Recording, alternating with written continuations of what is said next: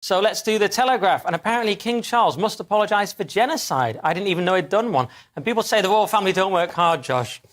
I wasn't sure about that one either.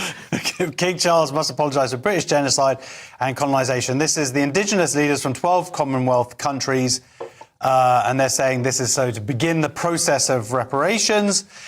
And I think they've conflated two things here, because then they start going about how Jamaica is now holding a referendum because they want to become a republic. But of course, Jamaica, the vast majority of people in Jamaica aren't actually indigenous.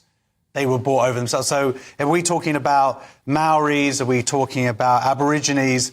You know, we're talking about two different issues here in terms of people transported across the world, but also then actually indigenous people who were arguably slaughtered and had terrible crimes against them. But this is the problem. They wanted this apology on the date of his coronation, on May 6th.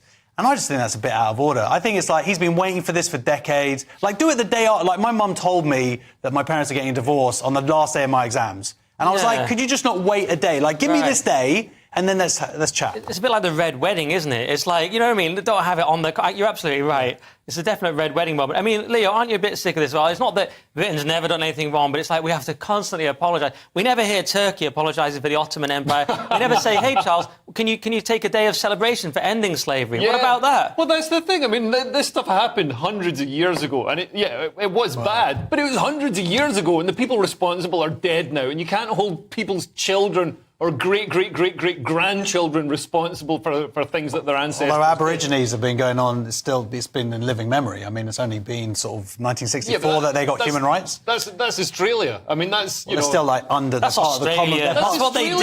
They're part of the Commonwealth. Don't ruin Leo's point. Yeah, but all right, so some of it, I mean, they're talking about all the Commonwealth countries. All right, some of it is in Australia, Aborigines, we're still getting a raw deal fairly recently. But more recently than that, we've got slavery in the Middle East, in Africa, in China. There's more slaves now than at the peak of the transatlantic slave trade. But nobody's demanding an apology. Nobody's demanding an end to that. It doesn't seem to get any airtime whatsoever. And it's obviously the reason is that it's not done by white people, so it doesn't have that. People can't feel good kicking white people. Yeah, and I do feel that a lot of it is because people see this current king as vulnerable, don't they? They see it as their time to really have a pop.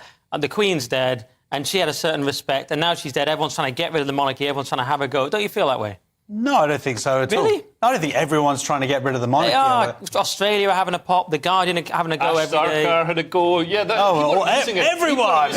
All those people are using it to, Republicans and people on the left are using it to get attention. Well, I certainly think you're right about places like Australia and whatnot, because of the respect that everybody had for the Queen and her longevity and her service. I think, people were... arguably she was much more popular than him. Yeah. As to whether he has the time to get that popularity himself, we'll see. But at least Russell Crowe called him a good bloke, so there is that.